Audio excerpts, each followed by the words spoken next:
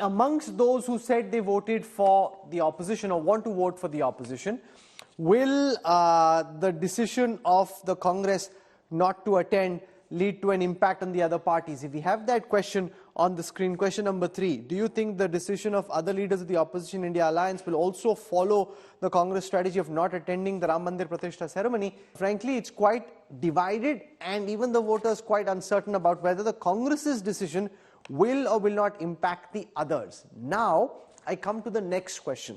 And this question is, if the opposition India alliance adopts the strategy of not attending the Ram Mandir Pratishtha ceremony, will it benefit or harm the opposition alliance in the 2024 Lok Sabha elections? Here, 52% of overall respondents say it will harm the opposition alliance, 27% say it will benefit the opposition alliance, 1 in 5 say they don't know.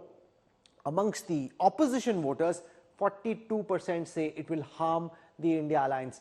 Yashwant, Deshmukh, what do you make of these numbers? Because the Congress says those who are enthused by the consecration of the Ram temple are already likely to be BJP voters, and therefore by joining the BJP in this celebration, we appear to be BJP light or Hindutva light. At least this way, we've taken a strong ideological stand and shown that the Congress is different from the BJP.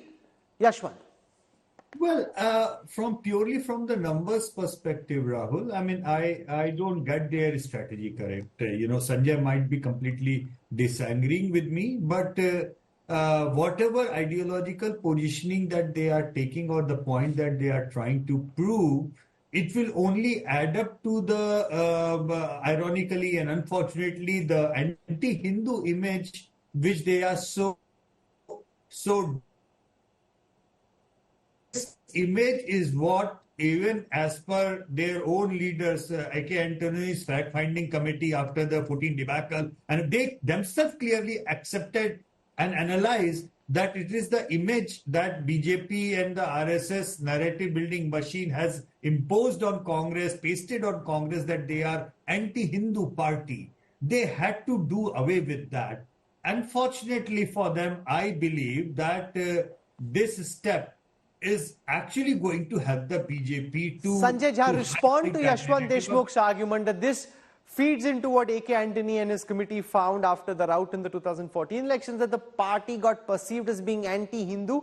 Here was an opportunity to say, no, we're not anti-Hindu, we're as enthused by the consecration of the Ram temple as everyone else is. By staying away, you are helping the BJP build the narrative in the heartland that the Congress is an anti-Hindu party. Sanjay Jha. Rahul, I tend to completely agree with Yashwant. In fact, that's why I have been very vocal on this subject. I've been very categorical, and I'll repeat myself, and I'm not going to change my stance over the coming weeks.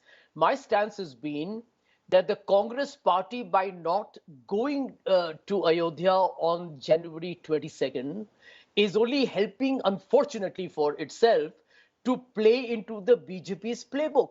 Because you are actually allowing the BJP to appropriate the entire ceremony, when in fact the truth is that the Congress party is as much a secular liberal party that should be part of a ceremony that is affecting 80% of the people of India who are the majority faith.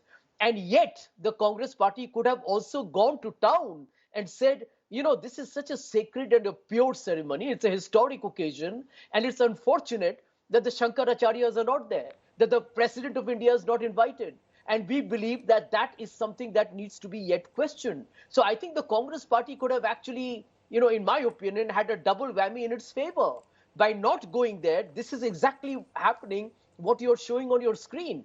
Now, it's possible, and I do believe that any political party ought to be able to address these challenges. But my experience with the Congress, Rahul, has been, and I think you'll agree with me, that the party's political ability to communicate its way through the BJP onslaught has never been very impressive. Can you imagine 10 years after 2014, the impression that the party is an anti-Hindu party or a minority-appeasing party still holds? And that's a tragic manifestation of a party that hasn't understood the real politic of the day. Sanjay Kumar, this data set which suggests that 42% of opposition voters think that the decision to stay away, if all of India alliance adopts this, will harm the opposition. Do you buy that argument? One is that at least we're drawing a clear ideological divide. The other is, this is not so much just about the Ram Mandir, because the large majority is the Hindu majority, and therefore you can't antagonize them all and just keep the minority with you. You have to take them along and focus on unemployment, focus on growth, focus on issues which you think can help bring voters to your side.